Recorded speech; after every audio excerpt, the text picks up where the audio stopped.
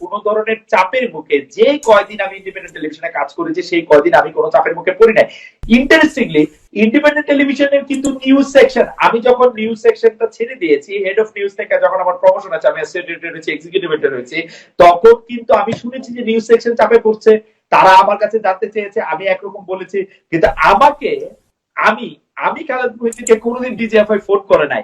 কেন করে নাই বা কেন তারা আমাকে চাপ দেয় নাই, এটা আমার কাছে একটা মানে আমি জানি না এটা কিরকম।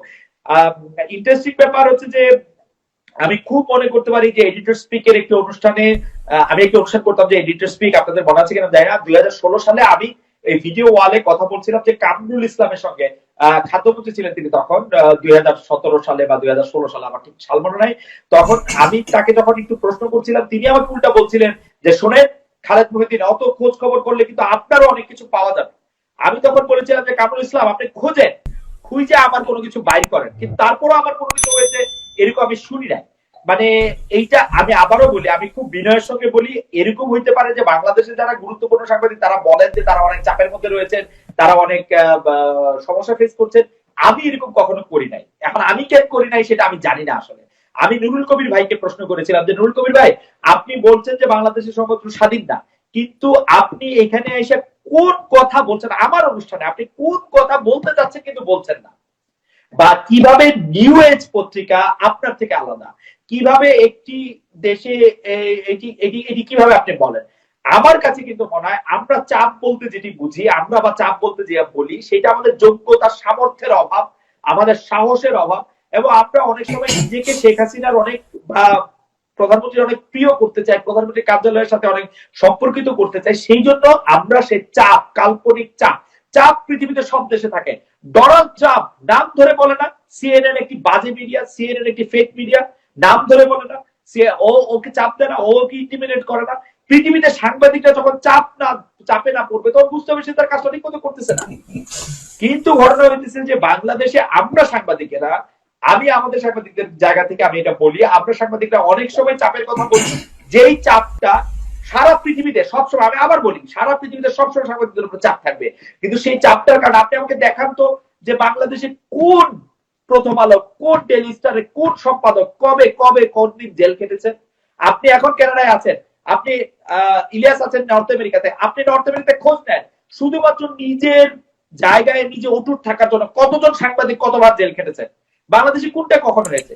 চাপের কথা তারা বলেন কারণ তারা এটা হচ্ছে আমার মতামত। ইলিয়াস আপনি আমাকে মাফ করবেন, আপনি অনেক বিজ্ঞ, অনেক জ্ঞানী, আপনার ফলোয়ার বা আপনার একটি দৃষ্টিভঙ্গি রয়েছে, চিটু ভাইও ব্যাপারটি জানেন, কিন্তু আমি আমার জায়গা থেকে বলতে চাই, আমি দায়িত্ব নিয়ে বলতে চাই, আপনারা আমার ইউটিউব ভিডিওগুলি দেখেন, যেটি আসলে ফেব্রুয়ারি মার্চ আমি সর্বশেষ অনুসরণ করেছি এপ্রিল মাসে, আপনি দেখেন কোনোভাবে আপনার এরকম মনে হচ্ছে কিনা যে আমি আসলে কেউ আমাকে কোনো কিছু বলেছে। বাংলাদেশে আমরা যারা সাংবাদিকতায় এখন আছি, বাংলাদেশে যারা সাংবাদিকতা করছে তাদের মধ্যে অনেকেই আসলে আমরা এরকম দেখতে পাই যে সারাক্ষণ সরকারের পক্ষে সাফাই গাচ্ছে বা সরকারের পক্ষ নিয়ে বিভিন্ন ধরনের মতামত দিচ্ছে বা দিচ্ছে না, এরকম নানা ধরনের। কিন্তু আপনি কিন্তু একটা জিনিস খেয়াল করেন, বাংলাদেশে কিন্তু দিনকাল নামক পত্রিকাটি বেরোচ্ছে, যেটি হচ্ছে বিএনপির মুখপত্র। আপনি দেখেন বাংলাদেশে কিন্তু নয়াদিগন্ত নামে একটি পত্রিকা বেরোচ্ছে যেটি জামাত ইসলামের মুখপত্র। আপনি দেখেন বাংলাদেশে কিন্তু জনাব আসিফ নজরুল, জনাব নুরুল কবির, আমি বলবো যে মৃত্যুর আগ পর্যন্ত পিয়াস করিম, আমি বলবো যে ডক্টর জাফরুল্লাহ চৌধুরী, তাদের মতো করে তারা তাদের মতামত দিয়ে যাচ্ছে। তার ফলে তাদের কি হয়েছে আসলে, তারা বাংলাদেশের একজন বিশিষ্ট ব্যক্তি, তারা তাদের মতামত দিচ্ছেন, কিন্তু তাদের জন্য কিন্তু খুব বড় ধরনের কোন রকম কোনো সমস্যা হয়েছে ব্যাপারটা এরকম না।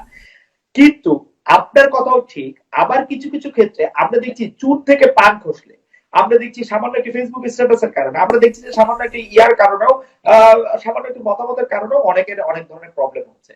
এখন এই প্রবলেমগুলি কোথায়, কেন, কার বিরুদ্ধে, কিভাবে হচ্ছে, সেগুলো আসলে একটু খতিয়ে দেখা দরকার। বাংলাদেশ স্বাধীন কিনা এই প্রশ্ন আপনি করতেই পারেন, কিন্তু আমার কাছে মনে হয় আপনি যদি বাংলাদেশের সহ পৃথিবীর অন্যান্য দেশের গণমাধ্যমগুলি আপনি বিবেচনা করেন, আপনি যদি পুরো মধ্যপ্রাচ্যের গণমাধ্যম বিবেচনা করেন, আপনি যদি মালয়েশিয়ার গণমাধ্যম বিবেচনা করেন, আপনি যদি ইন্দোনেশিয়ার গণমাধ্যম বিবেচনা করেন, আপনি যদি ইরানের গণমাধ্যম বিবেচনা করেন, আপনি যদি, মুশকিল হচ্ছে আপনি কানাডা ছাড়া আপনি যদি মার্কিন যুক্তরাষ্ট্রের গণমাধ্যম আপনি বিবেচনা করেন, আপনি বলেন তো মার্কিন যুক্তরাষ্ট্রের গণমাধ্যমের ক্ষেত্রে মার্কিন যুক্তরাষ্ট্রের গণমাধ্যম কোন বিষয় লিখতে পারবে, কোন বিষয় লিখতে পারবে না, সে ব্যাপারে তারা স্বাধীন, সেটি ঠিক আছে।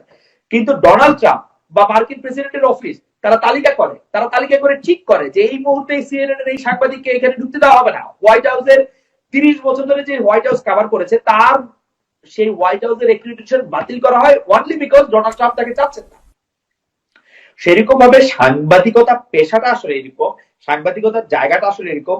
আপনাকে ক্ষমতাবানরা, শুধু ক্ষমতাবানদের চাপ আপনার দেখলে হবে না, কিন্তু ক্ষমতাবানদের পাশাপাশি যারা আপনাকে অ্যাডভার্টাইজমেন্ট দিচ্ছে, যারা আপনার সাথে বিভিন্ন রকম বিভিন্ন কাজে কর্মে একসঙ্গে পাশাপাশি থাকছে, তারাও কিন্তু বিভিন্ন ভাবে আপনার সাথে, মানে আমি যদি বলি যে তারাও আপনাকে বিভিন্নভাবে প্রভাবিত করে।